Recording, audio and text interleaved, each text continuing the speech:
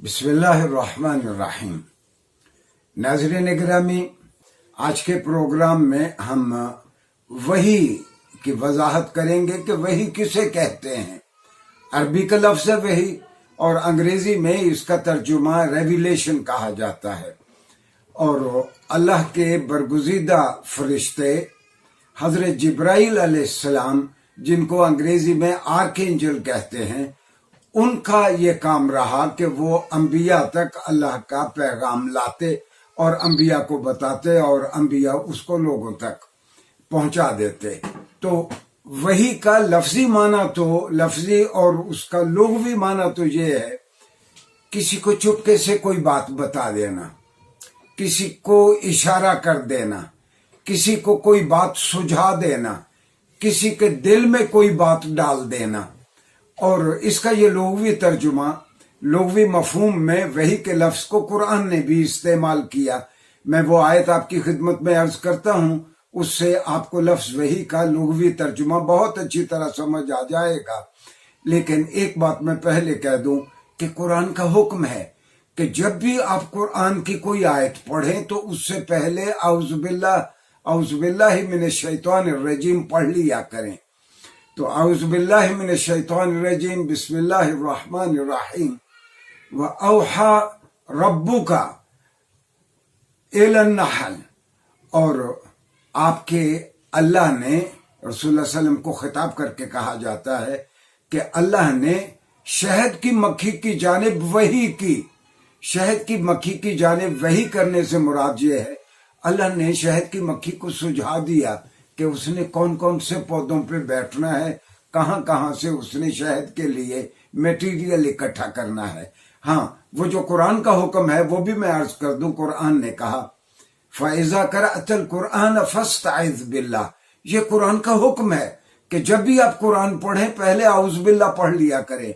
हाँ, ये भी सारे उलमा ने लिखा है कि अगर आप एक नशिस्त में बैठे हैं, आप पहली मर्तबा औज़ बिल्लाह पढ़ ले तो ये भी काफ़ी है। हम बात कर रहे थे वही के लुग़वी माने, के लुग़वी माना किसी को कुछ सुझा देना।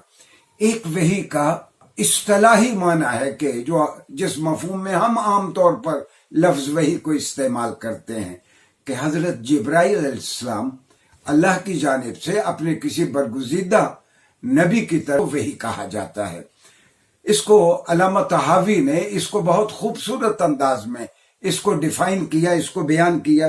अल्लामा तहावी कहते हैं, हुवल कलामुल्लाहिल मुनज़्ज़ल अला नबिय्यिन मिन अंबियाइही, कि अल्लाह का कोई ऐसा कलाम जो जिब्राइल अलैहिस्सलाम के जरिए अल्लाह के नबियों में से किसी नबी तक आए, उसको वही कहा जाता है। और रसूलुल्लाह सल्लल्लाहु अलैहि वसल्लम पर वही कैसे उतरती थी या अंबिया पर कैसे उतरती थी, कई तरीकों पे वही उतरती थी। मिसाल के तौर पर पहला तरीका तो ये था जिसको कुरान ने खुद बयान फरमाया।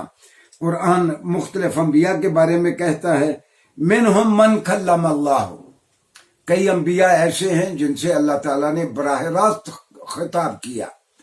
या कुरान ने कहा हजरत मूसा अलैहिस्सलाम के बारे में, कल्लमल्लाहु मूसा तकलीमन, अल्लाह ताला ने मूसा से खूब गुफ्तगू की।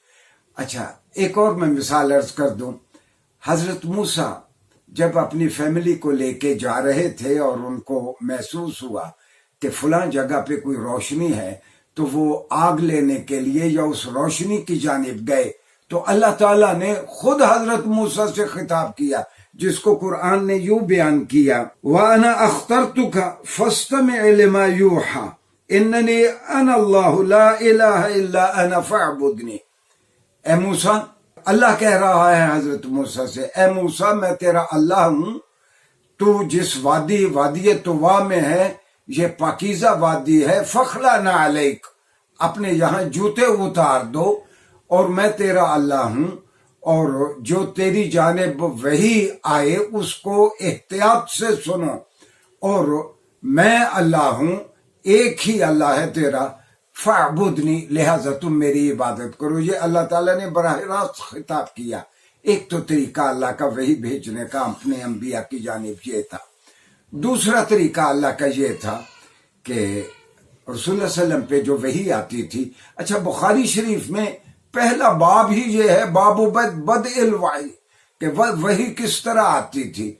دوسرا طریقہ یہ تھا کہ یہ آرکینجل حضرت جبرائیل علیہ السلام کبھی کبھی کسی انسان کی صورت میں رسول اللہ صلی اللہ علیہ وسلم کے سامنے آ بیٹھتے، اور تذکروں میں ہے کہ وہ بالعموم حضرت دہیہ کلبی رضی اللہ عنہ کی شکل میں رسول اللہ صلی اللہ علیہ وسلم کے سامنے بیٹھے ہوتے. تو لوگ سمجھتے کہ دہیہ کلبی رسول اللہ صلی اللہ علیہ وسلم کے ساتھ گفتگو کر رہے ہیں، حالانکہ وہ جبرائیل ہوتے. اور کبھی کبھی وہ کسی غیر مانوس شکل میں بھی آ جاتے، عام آدمی کی شکل میں. مثال کے طور پر حدیث کی کتابوں میں ایک مشہور حدیث ہے، اس کو حدیث الایمان کہتے ہیں. تو کہا گیا ہے کہ ایک بہت خوبصورت آدمی رسول اللہ صلی اللہ علیہ وسلم کے سامنے آ بیٹھا، آپ سے باتیں کرتا رہا اور آپ سے سوالات پوچھتا رہا. یہ بھی دراصل لوگوں کو سکھانے کا ایک طریقہ تھا کہ مل اسلام، اسلام کیا ہے، مل ایمان، مل احسان، قیامت کب آئے گی. تو جب وہ شخص چلا گیا تو رسول اللہ صلی اللہ علیہ وسلم نے لوگوں کو کہا کہ اس کو پھر بلاؤ. وہ لینے گئے اس کو، مسجد سے وہ باہر نکل گئے تھے تو وہاں کوئی آدمی نہیں تھا. رسول اللہ صلی اللہ علیہ وسلم نے فرمایا کہ یہ جبرائیل تھے جو آئے تھے. تو ایک طریقہ یہ بھی تھا کہ اس طرح لوگوں کی تعلیم بھی ہو جائے، رسول اللہ صلی اللہ علیہ وسلم تک ایک اللہ کا میسج بھی پہنچ جائے. تیسرا طریقہ اللہ نے جو اختیار کیا کہ انبیاء کے خواب بہت سچے ہوتے ہیں. حضرت عائشہ فرماتی ہیں، میں بخاری سے کوٹ کر رہا ہوں، کہ رسول اللہ صلی اللہ علیہ وسلم رات کو جو دیکھتے دن کو عین ان کو وہی اسی طرح نظر آ جاتا. اچھا قرآن نے یہ حضرت ابراہیم کے سلسلے میں بھی بیان کیا. حضرت ابراہیم نے اپنے بیٹے سے کہا کہ یا بنیا انی ارا فی المنام انی اذبحک فانظر ماذا تری. بیٹے میں خواب میں نے دیکھا ہے. اچھا باپ بھی نبی ہے اور بیٹا ابھی کم سن ہے لیکن وہ بھی نبی ہے، اس نے نبی بننا ہے اسماعیل نے. تو بیٹا میں خواب میں دیکھ رہا ہوں کہ میں تم کو ذبح کر رہا ہوں.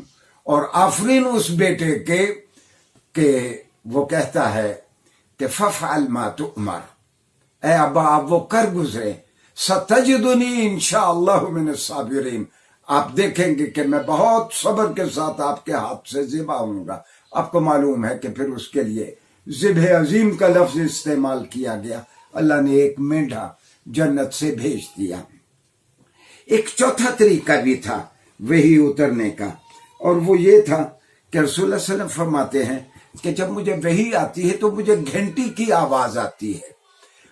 یہ بہت مشکل کیفیت ہوتی رسول اللہ صلی اللہ علیہ وسلم پہ. آپ لیٹ جاتے، آپ کی پیشانی مبارک پسینے سے شرابور ہو جاتی. جب آپ اس کیفیت سے باہر آتے تو میں آج کے بچوں کو سمجھانے کے لیے کہوں گا، گویا اس گھنٹی کی آواز کو خود رسول اللہ صلی اللہ علیہ وسلم عوام الناس کے لیے، لوگوں کے لیے ڈی کوڈ کرتے. اور آپ کا طریقہ کیا تھا؟ پھر آپ ایک ایک لفظ کو 3 مرتبہ بولتے، اور جو کاتبین وحی ہوں کم و بیش رسول اللہ صلی اللہ علیہ وسلم نے مختلف اوقات میں 65 کے قریب اپنے کاتبین مقرر کیے ہوئے تھے. ان کا کام یہ تھا کہ رسول اللہ صلی اللہ علیہ وسلم پہ وحی اترتی وہ لکھ لیتے. آئندہ لیکچر میں ہم یہ دیکھیں گے کہ رسول اللہ صلی اللہ علیہ وسلم نے یہ جو وحی آپ پہ اترتی رہی اس کو لکھوانے کا طریقہ کیا تھا.